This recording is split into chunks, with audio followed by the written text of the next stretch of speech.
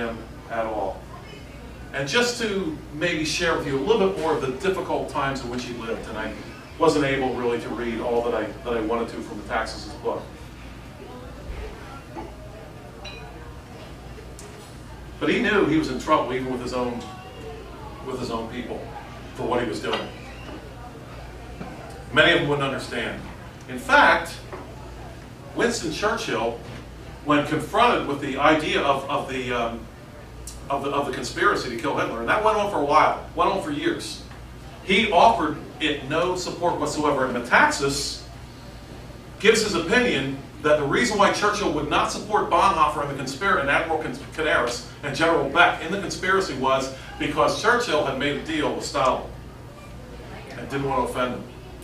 Not really sure about all that, but we do know that Churchill never gave the conspiracy any kind of credit. In fact, when it finally failed with Valkyrie, with von Stauffenberg, when it finally failed, when they almost killed Hitler, there were 3 organs of information that Metaxas mentions, all of which condemned the attempt. Let's see now, one at a time. The first one would be the only Christian newspaper still in circulation at the time, condemned the attempt. That would be the first one. The second one I forget right now, because I don't have my notes. And the third one was Churchill himself. Churchill condemned the attempt as misguided and foolish.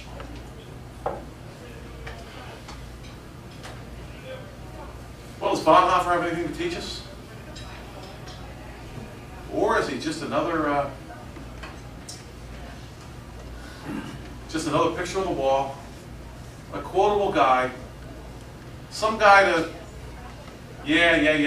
wasn't he really something? While we today refuse to speak to the evils that he not only spoke out against, he did far more than speak, that we know. He acted.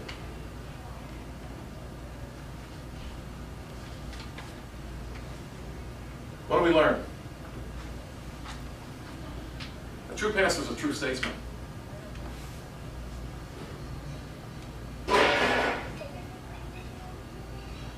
If your pastor can't explain the times, who can? Who are you going to look to? CBS Evening News? If your pastor can't do it, who can? A true pastor is a true statesman. It is the job of the ecclesiastical authorities to speak to the civil authorities. I ask again, and I've had these discussions with pastors. It's not our job. It's not our job. Okay. Then whose is it?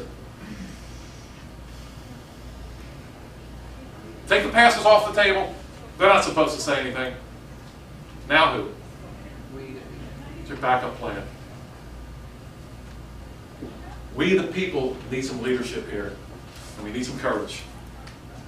And that's exactly what we don't have. Speaking truth to the civil magistrate is no distraction. Rather, it is often the mission. Let me ask you a question. Prophets throughout the scriptures, who do they spend most of their time speaking to? Civil authorities. Thank you, Pastor. That's exactly right. See, we've got it exactly wrong. Today we say the civil authorities are the one group of people that the ministers are not supposed to speak to. And sure enough, we read the Bible, that's the one they spoke to the most. How do we get here? But we are here. Those who speak the truth are often the ones who pay the ultimate price. As John would tell us, as Dr. Bonhoeffer would tell us as well. Backing up to his early life as we wrap up our presentation tonight, Metaxas goes into his early life. When he came to America to study, came to America to learn theology, guess where he winds up? Union Theological Seminary. Across the street from the, I forget the name of the church, passed by St. John the Divine. St. John the Divine. Built by John D. Rockefeller. Yes, it was Rockefeller's money, as Metaxas points out here. And Harry Emerson Fosdick was the pastor, and he made a career out of denying the authority of the Scriptures. That nonsense floated into its way into as Metaxas points out, into Union Theological Seminary. And Bonhoeffer spent a year there and said, you know what, these people don't have anything to say. All they do is they sit around and attack the fundamentalists. They've got nothing to say. This is useless. And he got out of Dodge.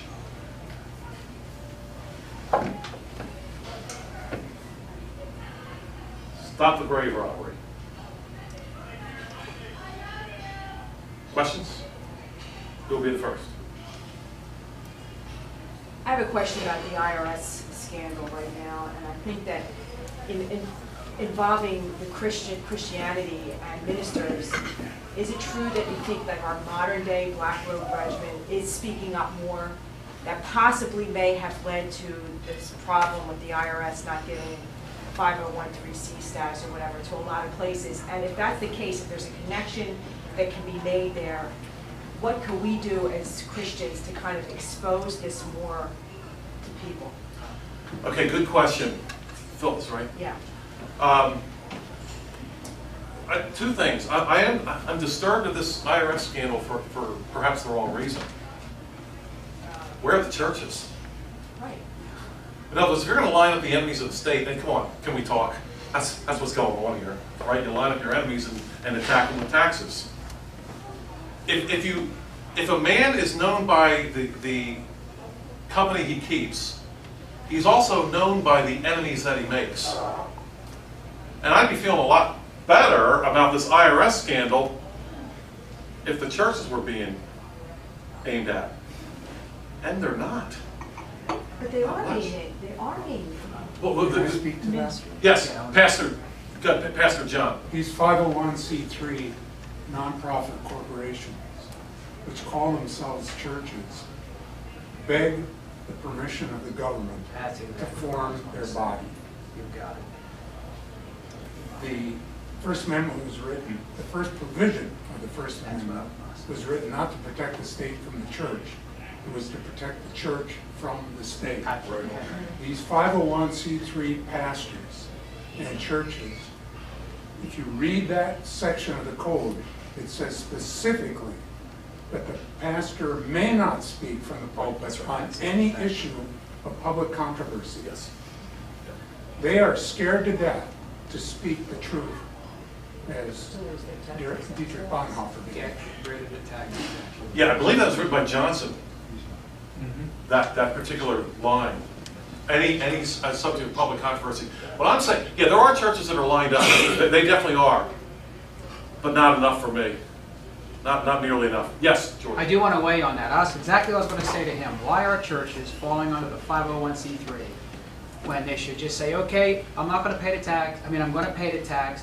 I'm going to get out from under the government, and I'm going to preach what I want to hear. You can't open a bank account without that provision. But if you would get the can't whole take body tithes. of the people and say, we have had enough of you, and then you could do it. It's all about the Patrick money. Henry was the very first one to really talk about how can you legally tax a church, okay? Yeah, it's the difference between tax immunity versus tax exemption. Think of, when you're getting permission That's with a a difference. 501(c)(3), you're going to your government, which is made up of people who worship at the altar of Baal, and you're saying, I want permission to have my church and have a pulpit. So I'm going to the devil himself to ask him if it's okay if I can preach the word of God in my church.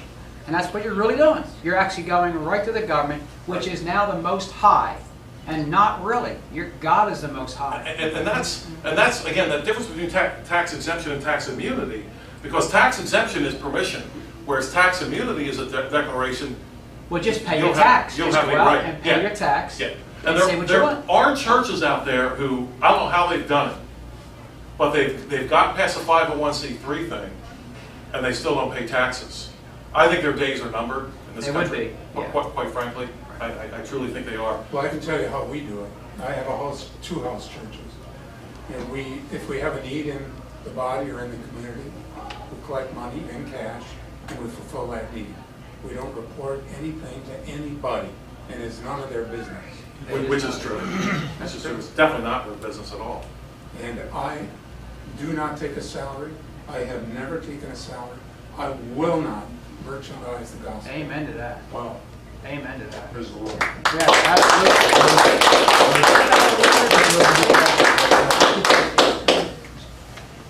Wow. Our brother here makes the argument for cloning. That's awesome. Okay, someone else. Yes, Dave. So you just, what I heard there was you have no problem with someone like Dietrich Bonhoeffer trying to assassinate a public figure. Yeah, let me address Can that. you elaborate? Yeah, I'll be glad to elaborate on that. I certainly don't want to say that I know exactly where that line is. What I want to communicate, though, is that there is a line. And that's where I believe I argue with an awful lot of my Christian friends and many of them pastors. I'll give you a quick example. A pastor friend of mine had just written the Taxis' book, and he wanted to tell me about it. And so I said, great, sounds good. So I said, well, what do you think the lessons are? And boy, I hardly got that question out of my mouth before he said, well, we don't have anything like that going on today. I said, okay, I didn't say we did. I'm just trying to figure out what the lesson is. And I asked him, I said, at what point will we be at the point that Bonhoeffer was? And that's the lesson. At that point, I kid you not, he was backing up from me physically. He's like, I don't know. I don't know when that is. I don't know. I mean, he was like literally running away from me. The problem there is, as I see it, starts out with the idea that we don't even have a line. We never do what he does, and that's why we need to stop the grave robbery. Now, if you want to talk about dead people, we're way behind the 8 ball on this. Hitler with his 8 or 10 million or whatever they were, I don't know what the real numbers are. Exactly, no one does. Our number's a lot higher than that here. And I think of, anybody ever hear of Telemachus? Telemachus. Don't ever forget Telemachus. He was a Roman citizen. He was a nobody, and he opposed the games, the gladiator games. And he wasn't the only one. There was a discussion about how wicked they were, because the gladiator games were really kind of like ritualized murder for entertainment. It's pretty much what they were. They dragged them in. They had to kill each other. They were going to get killed whether they killed each other or not. It was murder for entertainment is what the gladiator games really and truly were. Telemachus, we don't know much about him. One day he had enough, and he ran out into the ring, screamed for it to stop, and began to try to stop it himself. Once one guy against a bunch of gladiators. They turned on him and they killed him, as did the crowd. Get that guy out of here. But guess what happened? The game stopped because of the courage of that man. Now, I don't think the game stopped unless there's a discussion, unless there's people standing up already. Did you see what I'm saying? We're not all Telemachus.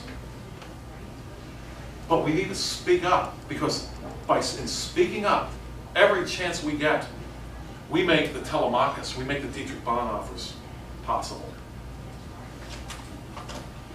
Yeah, but then what do you do?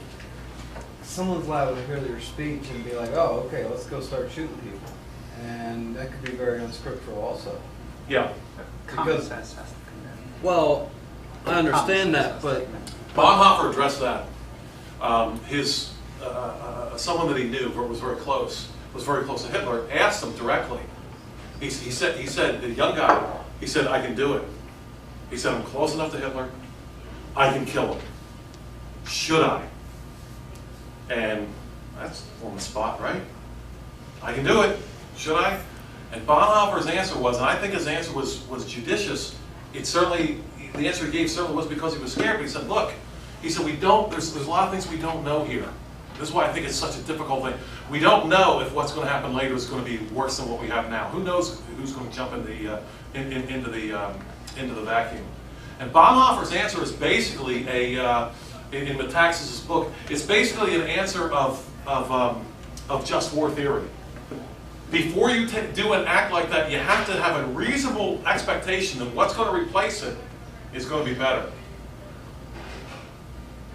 I think of Mugabe in Zimbabwe. Anybody familiar with that guy? A vile man. You know, you know, he might not be that easy, hard to kill. But in Zimbabwe, who knows what you're going to get? You might get a young guy. Mugabe's old. He's in his late 70s. You might get a young guy who's just as bad as 40 more years than that says. So these are difficult questions. It's one of the reasons why the German conspiracy went on for as long as it did, because they had put together an elaborate plan in place. Once Hitler was gone, they had it all figured out. They weren't just going out there half-cocked, let's kill the guy and then see what happens. There was a lot to consider.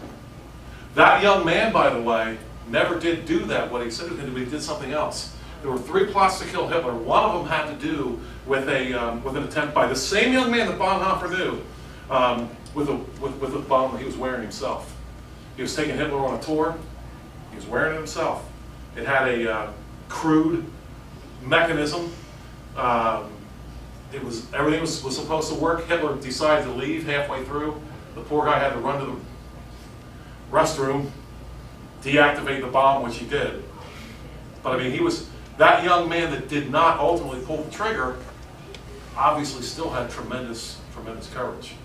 But you gotta know, you gotta have at least a good idea that what's going to replace it is going to be better than what we have now. Okay, so let's say this is a question that's way too easy, but I'll ask it anyway. Easiest question of the night. Obama decides he's had enough, and he resigns because the IRS scandal in Benghazi. How many, honestly, in this room can say that you would have a lot of confidence that whatever replaced him would be any better? Joe Biden, right? Yeah. What? And he's the same thing as he is. Right.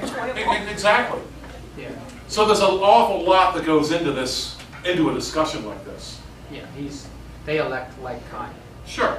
Now, I will not say, as some will say, that it's never right to kill, yes, kill, a head of state.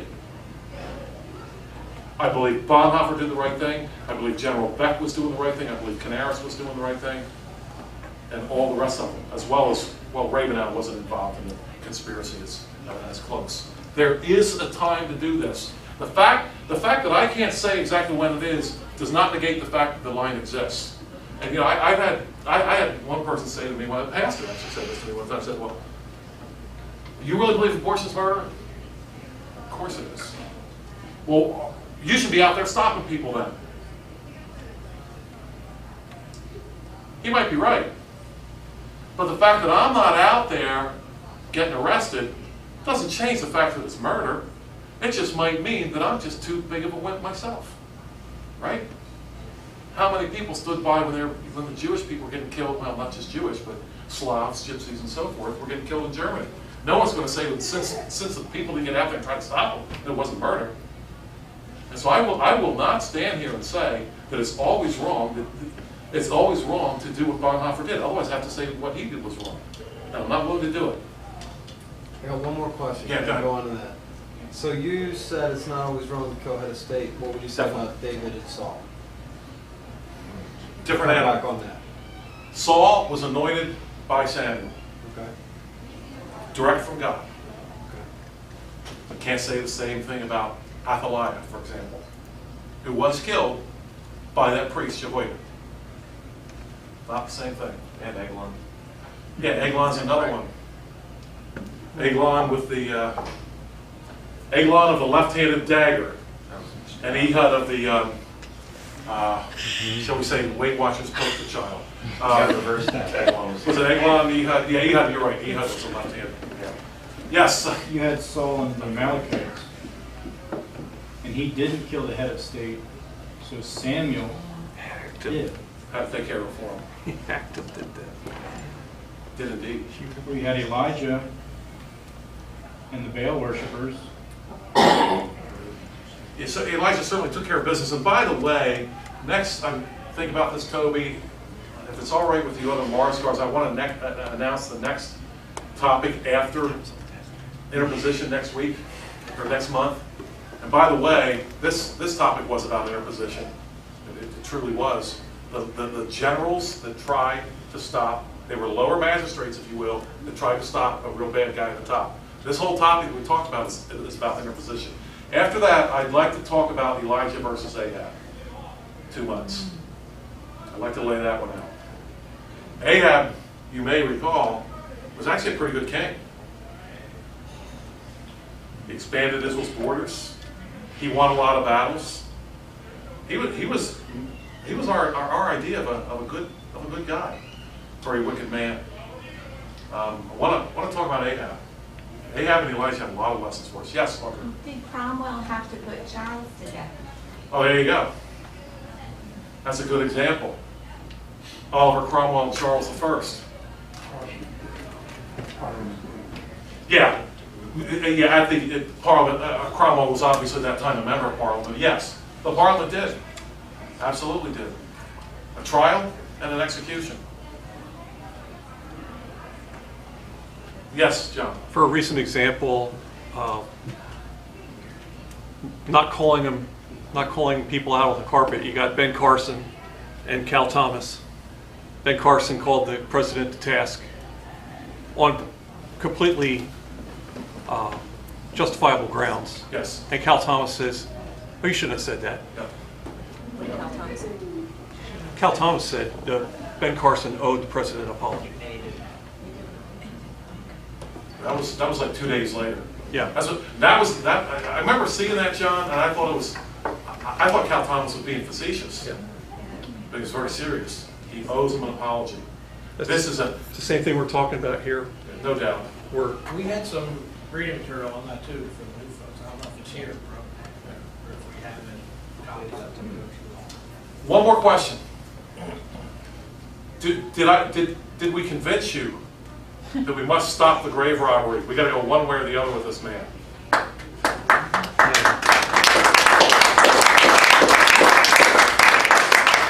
Thank you. Then that's what our purpose was tonight. Thank you for your kind attention.